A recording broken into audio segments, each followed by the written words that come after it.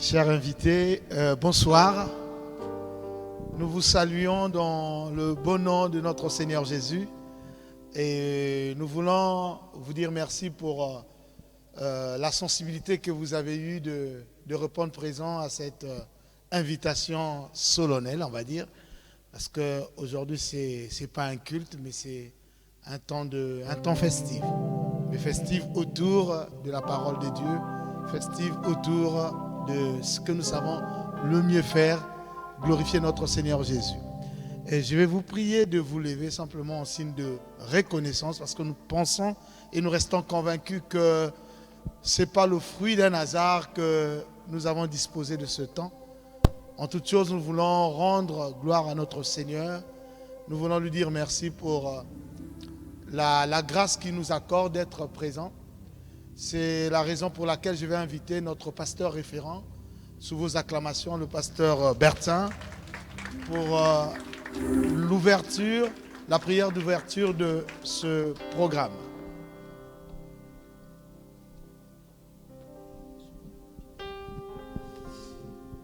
Merci.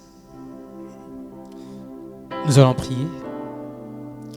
Divin Roi, nous te sommes reconnaissants pour la vie, pour la grâce et pour cette opportunité, Seigneur.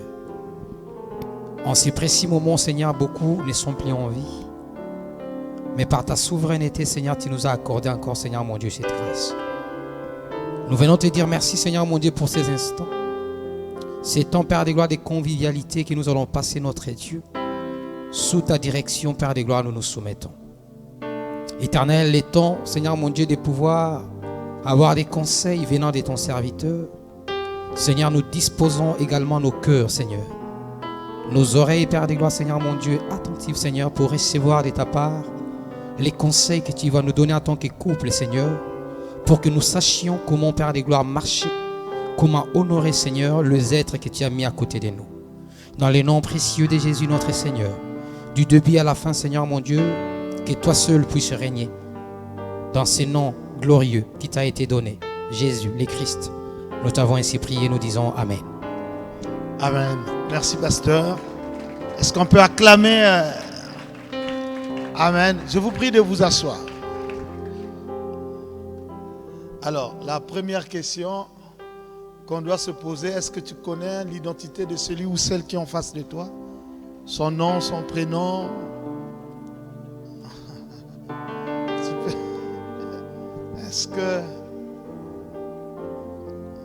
Est-ce que tu connais celui qui est juste à côté de toi? Est-ce que tu t'es présenté? Je pense que...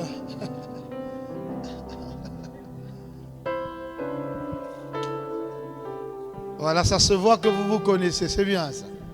Ok. Ça c'est bien.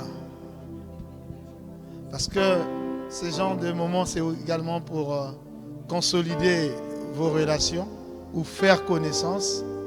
Et n'oublions pas que le thème de ce soir, c'est s'épanouir. Oh non, s'épanouir. Donc tu peux t'épanouir ensemble aussi avec ton voisin et ta voisine. Hein? Par une relation de bon voisinage. Alors, sans plus tarder, nous avons reçu un serviteur de Dieu, un père pour nous, qui revient de loin, qui a traversé pratiquement 6000 kilomètres juste pour venir nous parler aujourd'hui. Et c'est un honneur pour nous qu'il soit compté parmi nous. Il n'est pas venu seul. Et j'aimerais qu'avant que nous puissions lui donner le micro, que nous puissions acclamer le Seigneur pour la disponibilité de son serviteur, l'apôtre Bernard Dadier Bissambila, ainsi que son épouse. Amen. Alléluia.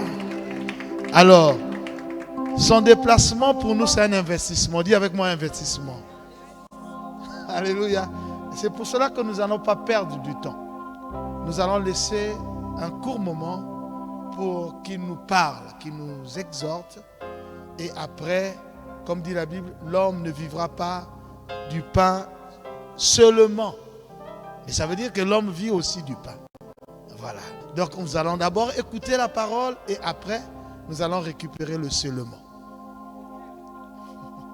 Et sous vos acclamations, je vais inviter le pasteur, l'apôtre Bernard Dadier.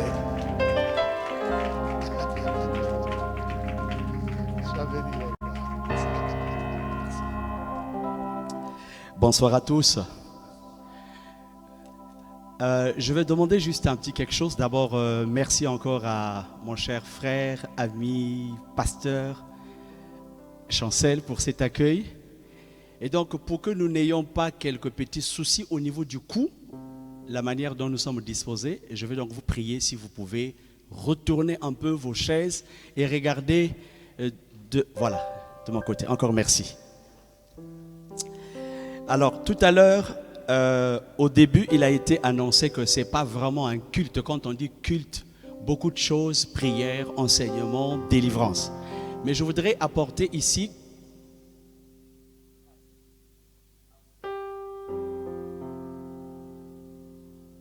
que je vais devoir partager quelques conseils pratiques qui pourraient nous aider autour de ce thème très important, s'épanouir ensemble.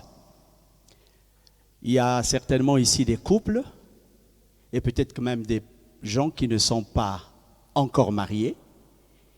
Je crois de tout mon cœur que ces quelques conseils pourraient être utiles. La première question, est-ce que c'est possible de parler de l'épanouissement ensemble? Je sais que quelqu'un peut s'épanouir seul. Parler de l'épanouissement, on peut entendre par épanouissement, développement, réussite, prospérité, succès. L'épanouissement, c'est la réussite. L'épanouissement, c'est le succès. L'épanouissement, c'est la prospérité. Quelqu'un peut s'épanouir seul. Mais nous voulons parler ce soir pendant quelques minutes de s'épanouir ensemble.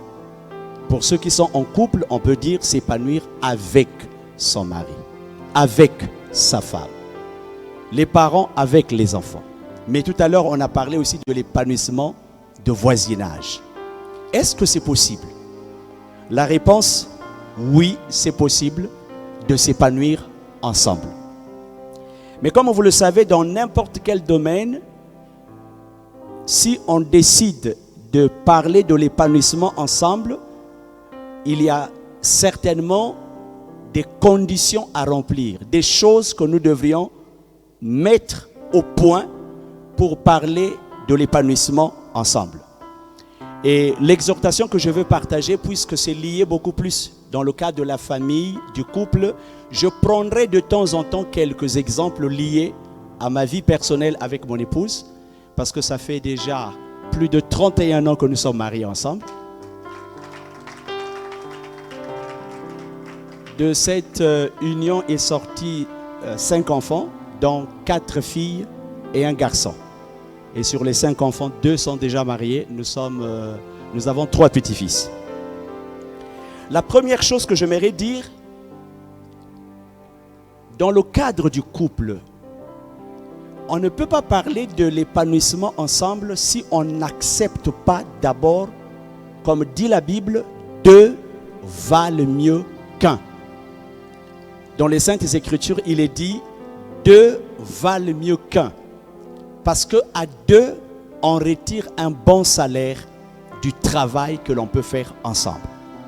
C'est-à-dire que si aujourd'hui, j'ai décidé d'être avec mon épouse ou avec mon époux, même pour quelqu'un qui aspire au mariage, mais si vous ne comprenez pas d'abord cette notion qu'ensemble, nous pourrions faire beaucoup plus de choses que lorsque vous êtes seul, il est difficile de pouvoir avancer. La Bible dit 2 valent mieux qu'un.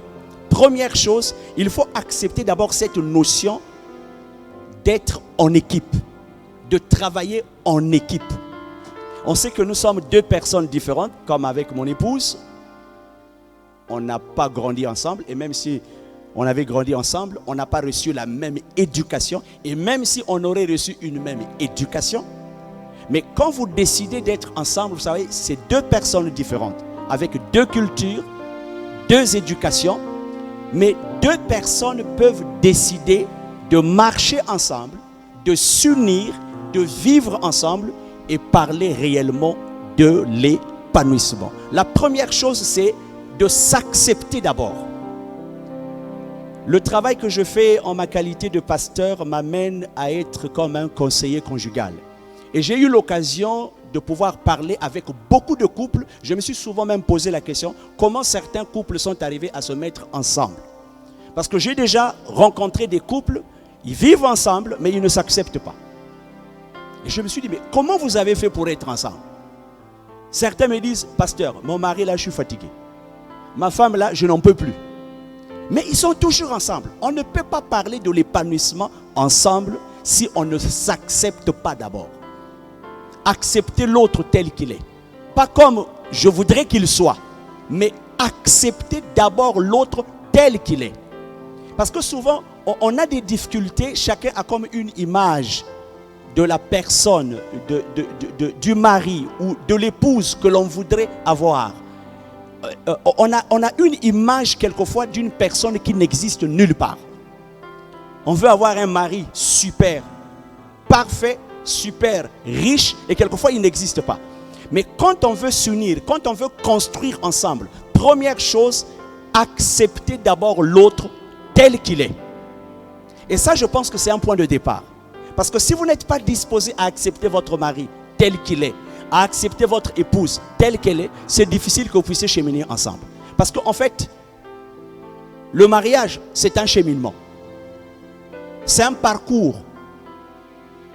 On va vivre ensemble aussi longtemps que Dieu nous donnera la possibilité. Mais la première chose, on doit d'abord s'accepter. Accepter l'autre tel qu'il est.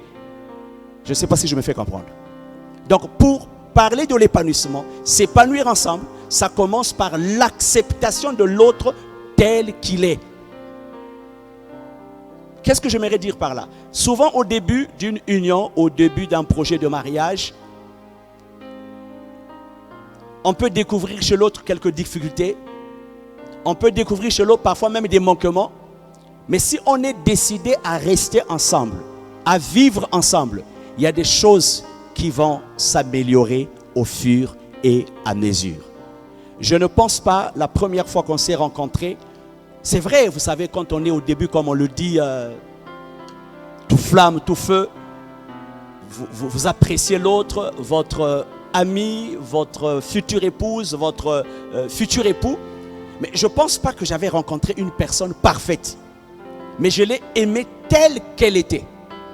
Et aujourd'hui, après 31 ans, je ne suis pas fatigué de la découvrir encore.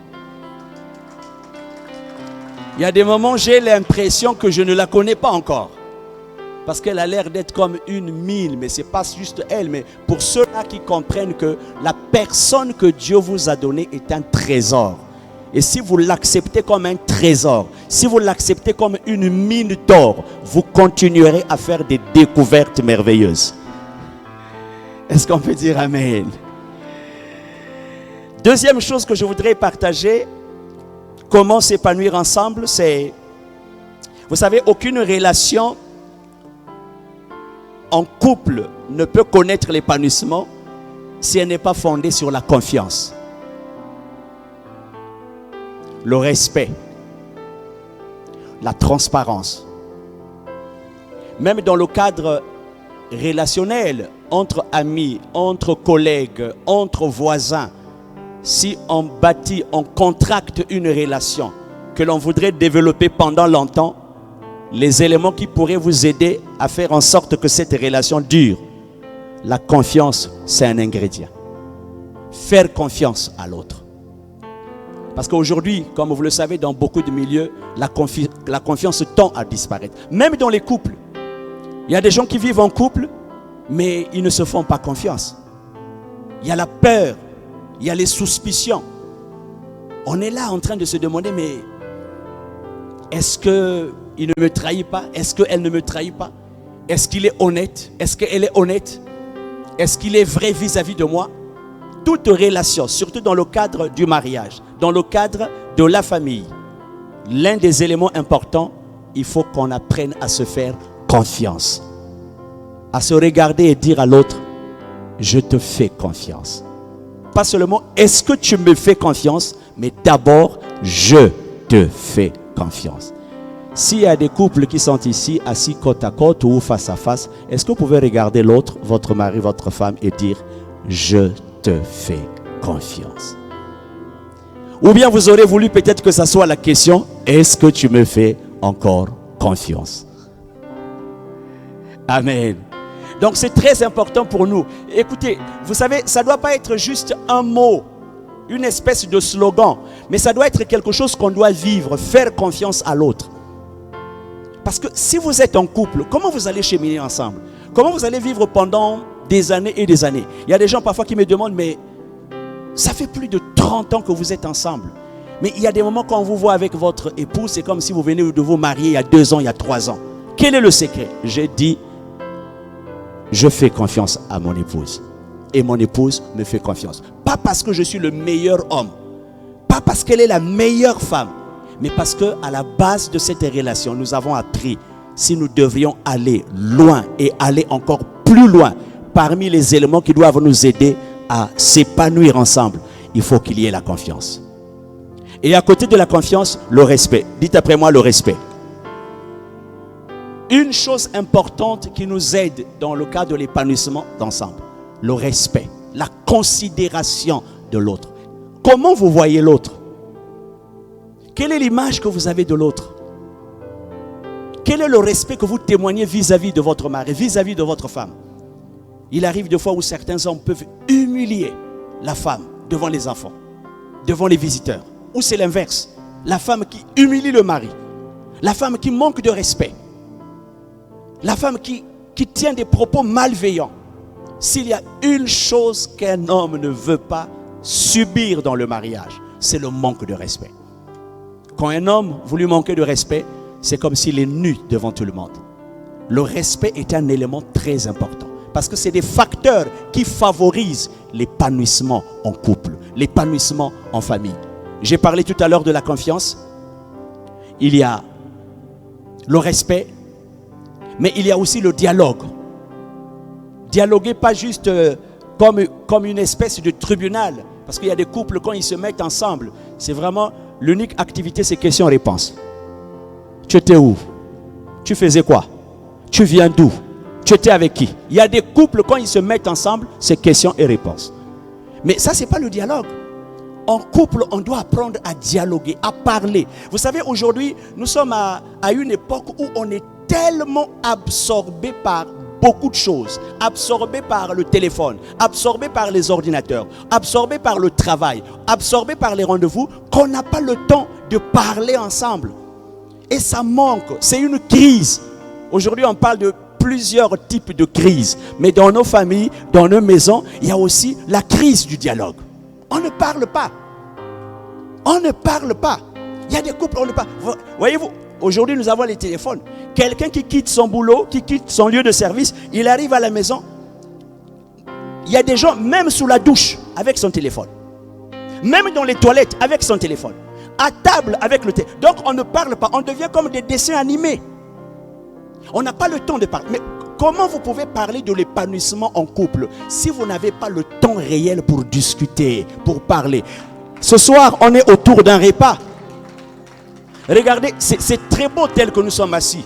Rien que les 5, 10 ou 15 minutes que nous sommes ensemble, je suis sûr, ça parle, on cause, on se donne les nouvelles. Mais pourquoi on ne le fait pas en couple? Pourquoi on ne peut pas s'asseoir à la maison, côte à côte, si c'est dans votre chambre, si c'est dans le salon, où on est là assis? Le poste téléviseur peut être en marche, mais on se parle, on se regarde. Je me souviens encore, mon épouse est arrivée ici avant moi, je pense que ça fait 1 ou 2 mois. J'étais en train de rendre témoignage. Mais avant qu'elle ne vienne, je pense 2 ou 3 jours, ça fait plus de 31 ans qu'on est ensemble. Mais pendant qu'on était dans la chambre en train de parler, elle m'a dit, regarde-moi dans le blanc de mes yeux. J'ai dit, Seigneur, qu'est-ce qui se passe? Et je l'ai regardée. Et elle m'a posé une question, mais alors avec beaucoup de charme et d'élégance. Tu m'aimes encore?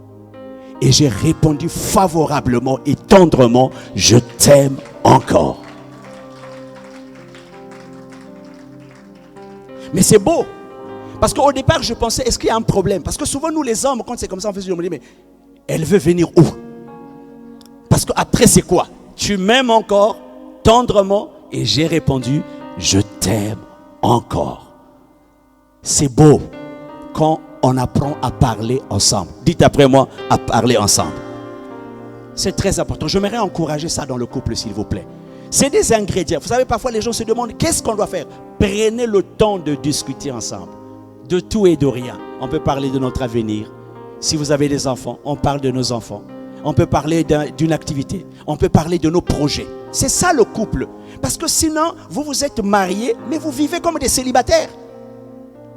Et après, je me pose la question, pourquoi vous êtes mariés? Comment vous êtes en couple, mais vous n'avez pas le temps de parler. Vous n'avez pas le... Sinon, c'est des discussions, c'est des querelles, c'est des conflits. Il y a des couples qui ne peuvent pas parler ensemble. En fait, ils vont commencer une conversation, mais qui va finir en queue de poisson. Mais on ne peut pas parler de l'épanouissement ensemble si on n'apprend pas à parler, à discuter, à échanger, à regarder l'autre, à admirer l'autre, à encourager l'autre. Amen. Comment s'épanouir ensemble? Nous avons parlé de la confiance, nous avons parlé du dialogue, mais j'aimerais aussi parler du pardon. C'est un élément très important. Vous savez, on peut s'épanouir ensemble malgré les difficultés. Je dirais même parfois malgré les échecs. Et je veux même dire malgré les épreuves épouvantables. Souvent en couple, ce qui décourage les gens, c'est la phase des difficultés. Vous savez, tous les couples ne commencent pas au même niveau. Il y a des couples, quand vous commencez, vous avez déjà tout. Vous avez un travail, vous avez une maison, vous avez une voiture, vous avez un salaire. En fait, le minimum des conditions, c'est réuni. Mais il y a des couples parfois qui commencent, ils n'ont rien. Et au début de toute alliance, au début de toute union, au début de toute relation, parfois on fait des erreurs. Regardez comment nos enfants, quand les enfants apprennent à marcher. Imaginez que vous avez un enfant à la maison qui a par exemple, je ne sais pas, 5, 6, 7 mois. Et puis 8e mois, il se lève, il commence à courir dans la maison. Vous allez sortir en fouillant. Vous n'allez pas supporter ça parce que ce n'est pas possible qu'à 7 mois, qu'un enfant commence à courir. Parce qu'il y a des étapes. Mais comment les enfants font pour apprendre à parler, pour apprendre à marcher? Ils font beaucoup d'erreurs. Ils se lèvent, ils tombent. Ils se lèvent, ils tombent. Mais il faut qu'ils tombent pour que les muscles s'affermissent, même en parlant. Quelquefois, pour dire papa, pour dire maman, il les prononce mal. Et c'est nous aussi, l'enfant dit par exemple, au lieu de papa, l'enfant dit par exemple papé. Mais c'est vous, vous allez dire non, on dit papa. C'est la même chose dans le cadre du mariage, dans le cadre de relations en couple. Au début, on peut faire des erreurs. Mais ces erreurs, c'est des erreurs qu'on peut pardonner. Or, souvent dans les couples, il arrive, un homme peut faire des erreurs. Une femme peut faire des erreurs. Un homme peut se tromper. Une femme peut se tromper. On peut faire face à des difficultés. Mais est-ce que parce qu'on a eu des difficultés, parce qu'on connaît, comment dirais-je, des épreuves dans notre relation, qu'on ne peut pas s'épanouir ensemble? Et c'est même une erreur grave de penser que si on fait des erreurs, ça veut dire qu'on n'est pas fait l'un pour l'autre. Il y a des gens aujourd'hui qui vivent et qui sont heureux, qui sont contents. Mais s'ils vous parlez, par exemple, tout à l'heure, je suis en train de vanter, pour ne pas dire de rendre témoignage. Mon épouse aussi peut rendre témoignage de moi. Mais on ne connaît pas seulement des moments de joie, des moments de paix, des moments de bonheur sur les 31 ans de vie commune. Mais les crises, on en a connu. Des conflits aussi, on en a connu. Vrai ou faux?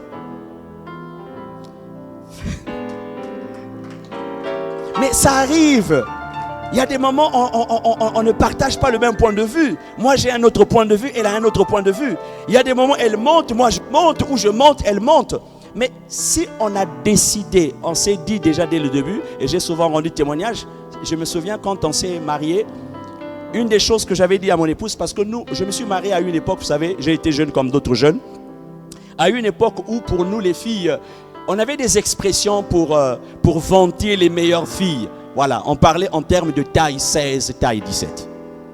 Et donc, quand je me suis engagé à cette époque, j'ai dit à mon épouse, je n'avais pas besoin d'une fille qui avait la taille 16 ou taille 17. J'ai dit pour elle, taille unique en ton genre. Et j'ai gardé ça jusqu'aujourd'hui. En fait, je m'étais dit parce qu'avec le temps, la nature nous amène à changer. Avec le temps, tu peux perdre la beauté. Avec temps, tu étais tout maigre et tu peux devenir gros. Et je me suis dit, plutôt parce que les tailles 17 à l'époque, c'était des filles qui étaient toutes fines, petites de taille, comme des mannequins. Alors moi, je m'étais dit, non, si je vais avec cette tendance de la taille 16 ou 17, le jour qu'elle va prendre du poids, ça va être un problème. Je me suis dit, taille unique en ton genre. Et j'ai gardé ça. Donc c'est juste pour encourager les couples, les frères, les sœurs, les amis, les parents ici présents. Parfois dans le couple, on peut connaître des difficultés. C'est comme quand on fait des voyages en avion où on traverse des zones de turbulence. Regardez ceux qui ont conçu cet appareil, qui a cette capacité de traverser ces zones de turbulence. Mais quel est le couple qui ne fera pas face à des moments de turbulence? Ça arrive dans tous les foyers, ça arrive dans toutes les familles. Mais on doit être unis, on doit être, comment dirais-je, engagés, déterminés l'un à l'autre. On s'est dit, on s'est mariés pour le meilleur et pour le pire. Et on est appelé à vivre ensemble, à continuer ensemble, à demeurer ensemble, à s'aimer jusqu'à ce que la mort nous sépare. Et c'est vraiment la prière que je voudrais adresser ce soir à Dieu pour les couples qui sont ici présents. Afin de comprendre, peut-être que certains ici font face à des moments très difficiles.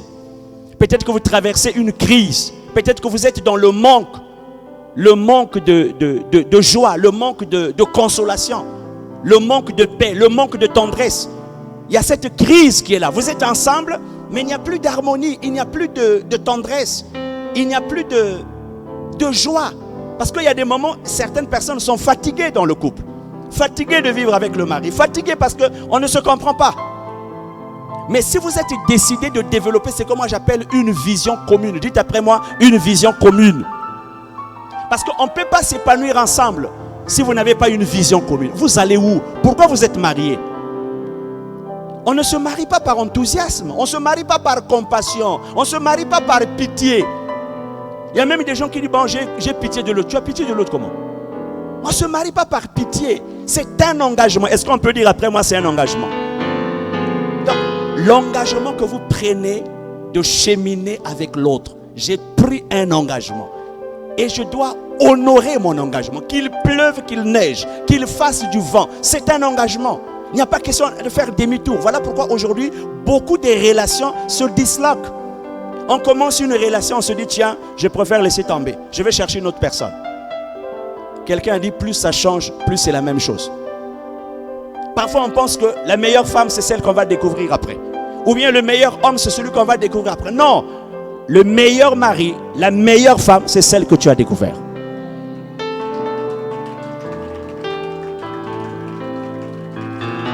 Donc, ça ne sert pas de convoiter. Vous savez, la femme que vous convoitez dans la rue, il y a quelqu'un d'autre qui l'entretient.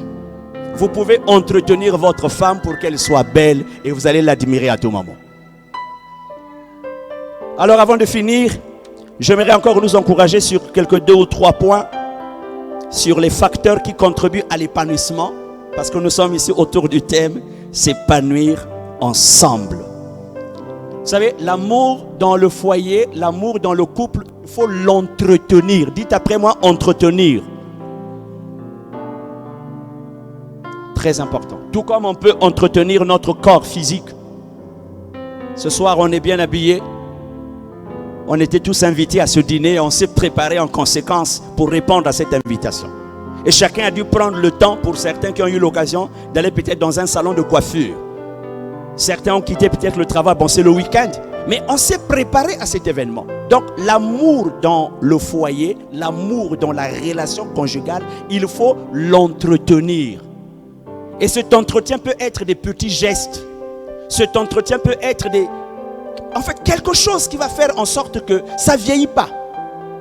Parce que sinon, après, on est fatigué. L'entretenir peut-être par des surprises. L'entretenir par des cadeaux. La dernière fois que vous avez fait le cadeau à votre mari, à votre femme, c'est quand, s'il vous plaît? La toute dernière fois que vous avez fait un cadeau. La dernière fois que vous avez fait un cadeau. La dernière fois que vous avez adressé une petite lettre d'amour à votre mari, à votre femme, c'est quand? Pas juste des petits SMS du genre, non, j'arrive. Mais une lettre d'amour. La dernière fois que vous avez amené un bouquet de fleurs à la maison et qu'on pouvait déposer dans le lit. Vous savez, ce sont des petites choses. Et généralement dans le couple, on dit non, ça c'est pour les jeunes. Et à un certain âge, on pense que non, on a fait ça dans le passé. Vous savez, ça c'est quand on était jeune. Mais c'est souvent ces choses-là quand on était jeune, qu'on ne fait plus, qui font que vous avez tout perdu. Parce que l'amour, c'est des petites choses genre une bonne surprise. Peut-être que ton mari qui arrive, ou ta femme qui arrive, tu viens ouvrir la porte. Mais il y a des gens qui ne le font plus. Ou bien ton mari qui revient du travail pendant qu'il est assis. Te voilà, tu arrives juste pour l'aider à enlever sa chaussure. Mais c'est des petites choses qu'on ne fait plus. Or nous, ces choses-là, nous les avons faites le jour de notre mariage. Vous savez quand on se marie, vous savez comment ça se passe. On va s'asseoir côte à côte. Mais même à la maison, il y a des couples, la dernière fois qu'ils étaient assis côte à côte, ça remonte à plusieurs années. L'amour, il faut l'entretenir. Si on n'entretient pas l'amour, l'amour va s'envoler. Amen. Donc pour s'épanouir ensemble, s'il vous plaît, j'aimerais nous encourager pour comprendre que l'amour, il faut l'entretenir. L'entretenir par des petits cadeaux. L'entretenir par des belles surprises. L'entretenir par des belles paroles. L'entretenir par des beaux regards. L'entretenir en valorisant l'autre. Ajouter une valeur à la vie de l'autre. Parce que l'une des règles dans le mariage, c'est rechercher le bonheur de l'autre. L'une des règles importantes dans le mariage, rechercher d'abord le bonheur de l'autre. Ajouter de la valeur à l'autre. Ajouter de la valeur à l'autre, l'autre ajoutera de la valeur dans votre vie. Respectez l'autre, l'autre vous respectera. Donnez de la considération à l'autre, l'autre vous donnera aussi de la considération. Parce que souvent dans le mariage, ce que nous recherchons, c'est quoi? C'est qu'on regarde beaucoup plus à soi-même. Tu ne t'occupes pas de moi. Tu ne fais pas attention à moi. Tu ne me respectes pas. Tu ne fais pas attention à moi. Tu m'abandonnes. Tu ne m'aimes plus. Mais toi, que fais-tu pour l'autre? L'amour, c'est rechercher d'abord le bonheur de l'autre. On peut s'épanouir ensemble. Et cet épanouissement, s'il vous plaît, ce n'est pas seulement dans le cadre sentimental, mais dans tous les domaines. Ça peut être dans le cadre du travail. Tu peux ou ne pas faire le travail de ton mari ou de ta femme, mais tu peux apporter ta contribution. Comment tu peux encourager ton mari à exceller? Comment tu peux encourager ta femme à exceller? Même si tu n'as pas des notions, des connaissances dans son domaine, mais tu peux le féliciter. Il y a des gens, quand il revient du boulot, il est cassé, il est fatigué, les moments qu'il a traversés, et quand il arrive à la maison, si l'atmosphère est pourrie, si l'atmosphère est tendue, il n'a pas envie d'arriver à la maison. Il y a des gens, quand il a quitté le boulot, il préfère traîner dans la rue. Parce qu'il sait que quand il va arriver à la maison c'est un tribunal. À la maison, il n'est pas bien accueilli. Mais un homme qui quitte son travail, une femme qui quitte son travail, dès que la personne arrive à la maison, imaginez-vous en tant qu'époux ou épouse, vous êtes la première personne à dire, parce que, oh tiens, tu es rentré du boulot, félicitations pour l'énergie que tu as dégagée. Certainement, ça s'est bien passé. Certainement, tu as été à la hauteur de tes tâches. Certainement, tu as été vaillant. Certainement, tu as été... Mais on a besoin d'entendre ça. Donc la contribution, c'est dans tous les domaines. Parce que quelqu'un peut penser que cette exhortation, c'est juste dans le cadre sentimental. S'épanouir ensemble, ce n'est pas seulement dans le domaine sentimental. S'épanouir ensemble dans les affaires. S'épanouir ensemble dans les études. S'épanouir ensemble dans le travail. S'épanouir ensemble dans la spiritualité. S'épanouir dans tous les domaines. Mais si on ne comprend pas cela, plusieurs couples, je ne vais pas le souhaiter, commencent bien, mais après ils finissent par faire naufrage. Or, la volonté de Dieu est que nous puissions exceller, aller de gloire en gloire. Et c'est la prière que je voudrais adresser ce soir pour tous les couples qui sont ici. De manière à ce que, peu importe à quel niveau vous êtes aujourd'hui, quels que soient les moments de crise, quels que soient les moments de turbulence que vous êtes en train de connaître dans votre maison, dans votre foyer, peut-être qu'il vous manque quelque chose. Il vous manque un enfant. Il vous manque quelque chose que vous avez perdu. Mais que Dieu permette à partir de ce soir qu'il y ait quelque chose qui vienne comme restaurer la relation conjugale. Que cet amour qui était en quelque sorte endormi, parce que parfois on tombe dans ce que j'appelle la routine de tous les jours. Il y a des foyers qui sont tombés dans une espèce de stagnation. On n'avance plus, on ne progresse plus. On est là, on se regarde. Et pour nous qui prions, on appelle ça, on devient frères et sœurs. C'est-à-dire, la spiritualité est tellement rentrée dans le ménage qu'on oublie qu'on est marié.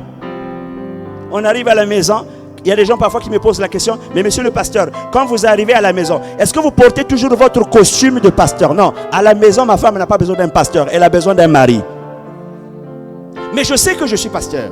Mais si je ne sais pas, comment dirais-je, faire un équilibre entre le ministère, entre le sacerdoce et le foyer va subir.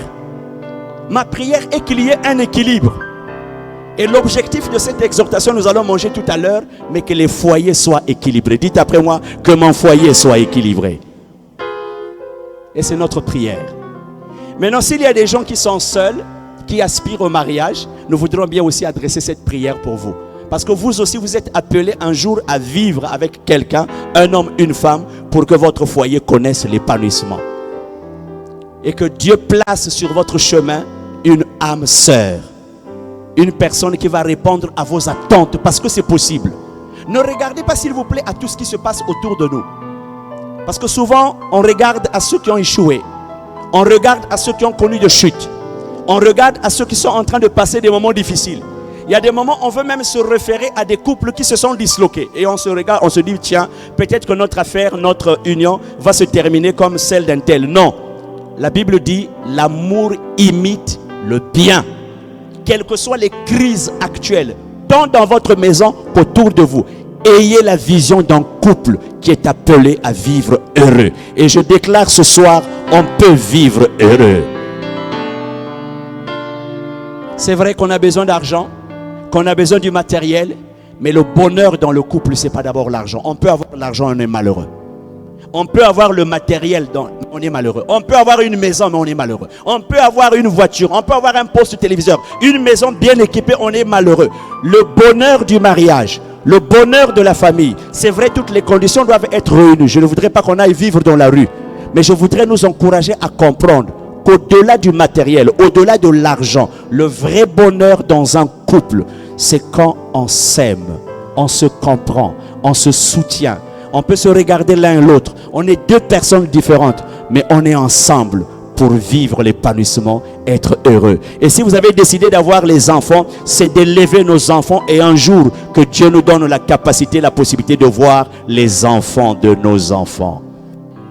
Et vous laisserez enfin un héritage meilleur à vos enfants.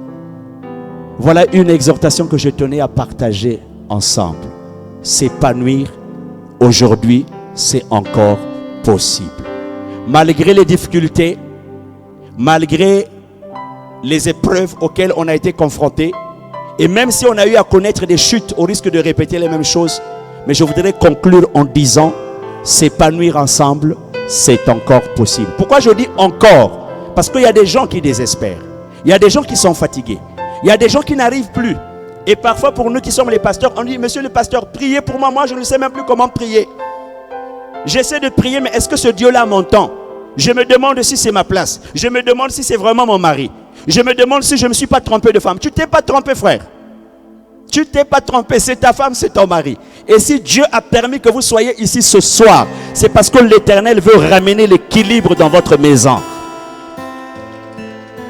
Et nous prierons qu'il vous donne cette force, de manière qu'au sortir de cette réunion, que ce soit pour vous un nouveau départ. Que quelqu'un dise un nouveau départ. On se rappellera de ce dîner pour dire, ce jour-là, un 15 avril 2023, j'ai participé à un dîner où nous étions allés pour manger et boire. Mais on nous a encouragés à croire que s'épanouir ensemble, c'est encore possible. Ce n'est pas une pluie qui tombe d'en haut, mais il y a des efforts à consentir. Il y a une volonté à manifester. Et la dernière chose, laissez le passé dans le passé. Il faut apprendre à tourner le dos. Parce qu'il y a des couples qui ont du mal à avancer. Il y a des gens dans leur foyer, dans leur ménage qui ont du mal à avancer parce qu'ils restent esclaves des expériences amères du passé. Quelquefois même des expériences qu'ils n'ont pas vécues avec vous. Avec des amis. avec des anciennes connaissances. Mais comme ils ne se sont pas débarrassés de ces mauvais souvenirs, et aujourd'hui, la femme, le mari est en train de subir, de payer les pots cassés. Laissez le passé dans le passé. Regardez votre avenir avec un nouveau regard. Et dire à partir de ce soir, Seigneur, aide-moi à me débarrasser des mauvais souvenirs, des expériences, même si vous les avez connues dans votre foyer. Parce qu'il y a des couples aujourd'hui, on est en 2023. Mais quand cela leur arrive, c'est des disputes encore sur des choses qu'ils ont vécues il y a 5 ans, il y a 10 ans, il y a 15 ans. Vous n'allez pas avancer. Il faut laisser le passé dans le passé. Et se dire à partir d'aujourd'hui, mettons les pendules à l'heure. Répartons sur de nouvelles bases pour qu'on apprenne à s'aimer, à vivre heureux. Parce que cela contribue même à votre bonne santé physique. Amen. Que celui qui a des oreilles écoute ce que l'Esprit dit à l'Église. Est-ce qu'on peut dire tous ensemble? Amen. Voilà, merci. J'aimerais inviter de nouveau mon cher évangéliste, avant que nous puissions adresser juste une prière.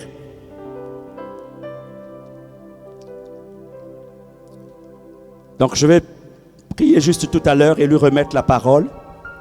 Et je vous inviterai, on va juste rester là où nous sommes. Ce soir, certainement, par cette exhortation, je ne sais pas ce que vous traversez. Est-ce que vous êtes marié? Est-ce que vous ne l'êtes pas? Que s'est-il passé à la maison? Pas plus tard que hier, il y a une semaine, il y a un mois, il y a un an. Est-ce que vous êtes devant un conflit? Est-ce qu'il y a une situation qui vous met dans une condition difficile? Parfois, certains sont arrivés au point même de regretter ce mariage. Mais ce soir, en écoutant juste cette parole, vous dites, monsieur le pasteur, s'il vous plaît, veuillez prier pour moi.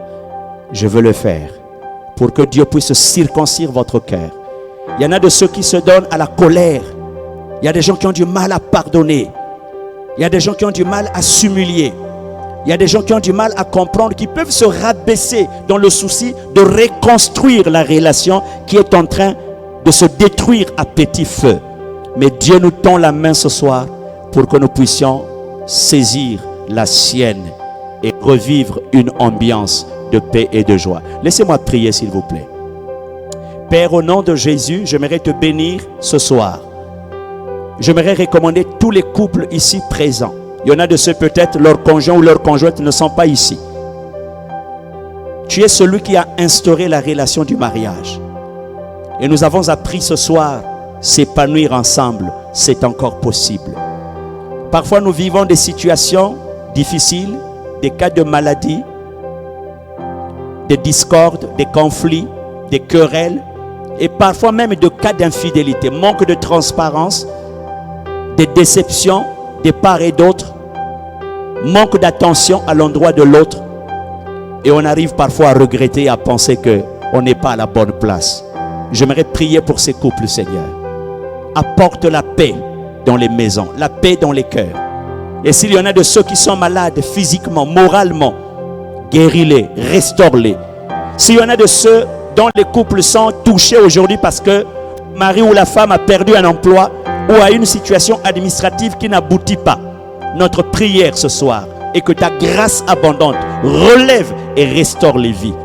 Et à ceux qui sont seuls, sur le point de se marier, qui sont à la recherche d'une future épouse, d'un futur époux, ou peut-être qui ont perdu une épouse, un époux, mais qui veulent recommencer, qui veulent rebondir, qui veulent croire qu'aujourd'hui, un nouveau départ peut être pris. Nous te demandons, Seigneur, s'il te plaît, alors que nous apprêtons tout à l'heure à manger et à boire, apporte la consolation, apporte la restauration, apporte la protection, pour que dans nos foyers et familles, que nous soyons en paix entre mari et femme, en paix entre parents et enfants, en paix entre amis, en paix dans nos familles, en paix dans nos maisons. Que l'honneur, la gloire et la puissance reviennent à toi seul. Au nom de notre Seigneur et Sauveur Jésus-Christ, nous avons prié. Ensemble, nous disons Amen.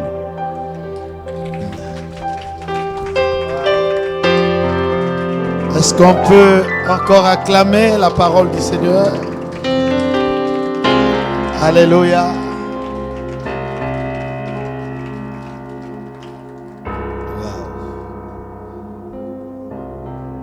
Alors, comme un bon repas, ça demande la digestion.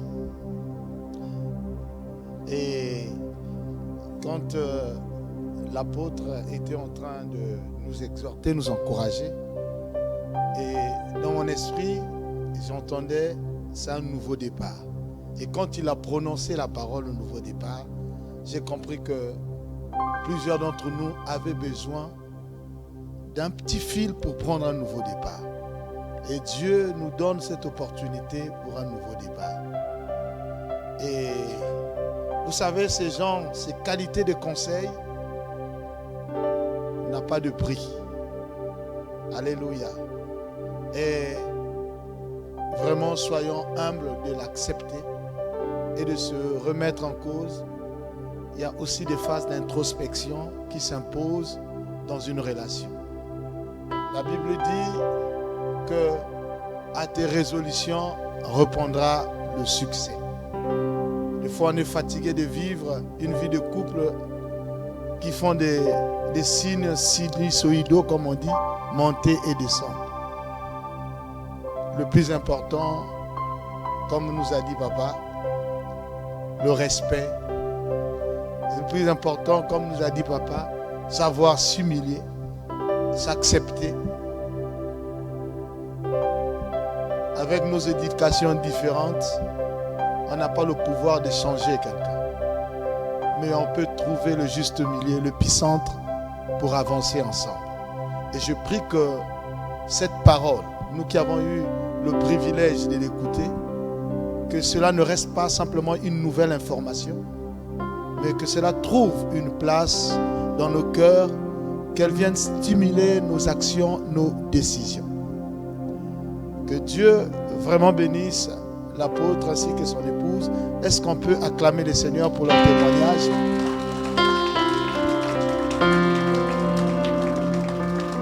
Alléluia. Vous allez voir, à chaque fois que tu vas maintenant manger là, ces paroles-là vont revenir. Et je suis en train de voir les couples qui sont présents, certains. Je suis en train de voir une nuit merveilleuse. Dites Amen et bien. Ah, on devait dire Amen. Non, peut-être que j'ai pas bien dit ça. Je vais répéter. Pascaline, je peux répondre ce que j'ai dit. Hein? Dis Amen. Voilà. Donc je disais que je suis en train de voir, par la grâce de Dieu, une nuit merveilleuse. Une nuit de réconciliation. Une nuit de restauration. Le je t'aime qui était devenu un joker va reprendre sa place de titulaire. Oh.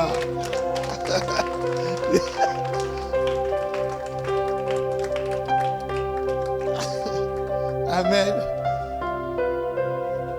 Quand l'apôtre a posé une question, il a dit, dis à ton partenaire ou à ton époux ou à ton épouse, je t'ai fait confiance. Amen. Oh. Moi j'ai dit, j'ai eu la grâce, ma femme n'était pas encore arrivée. Mais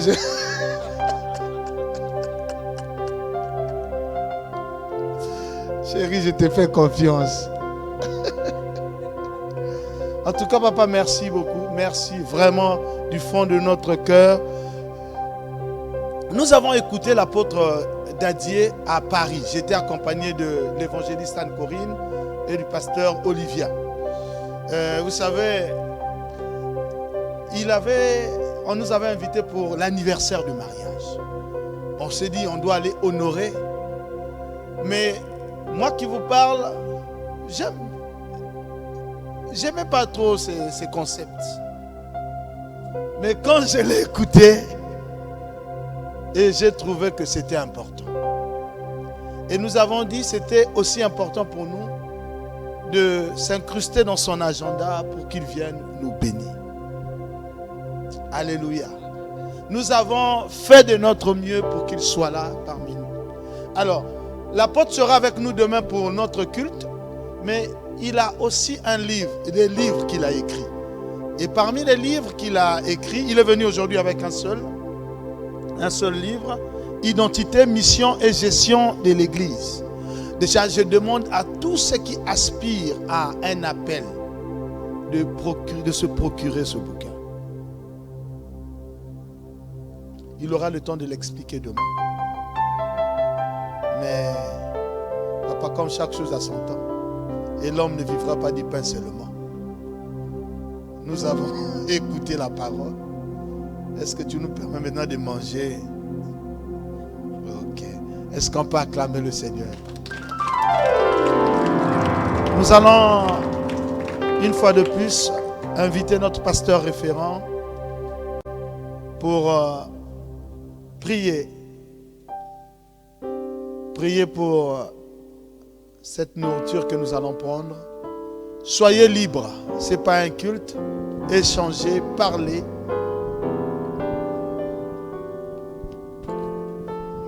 Bon, je crois que je vais avancer vers la bouffe parce que c'est la nourriture qui est là. On va prier pour la nourriture.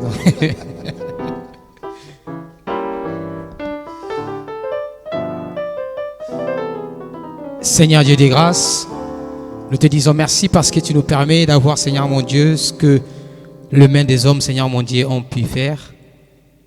Nous prions à ce que, Seigneur, ton sang puisse purifier. Enfin, que ce que nous allons manger, Seigneur, puisse contribuer à la bonne nutrition. Et que cela ne vienne, Père de gloire, nuire à notre santé. Seigneur, nous savons aussi qu'il y a des personnes, étant donné qui ont été ici impactées par rapport à la nourriture, Seigneur mon Dieu, et cela a affecté leur spiritualité. Seigneur, nous neutralisons tout ce qui n'est pas de toi.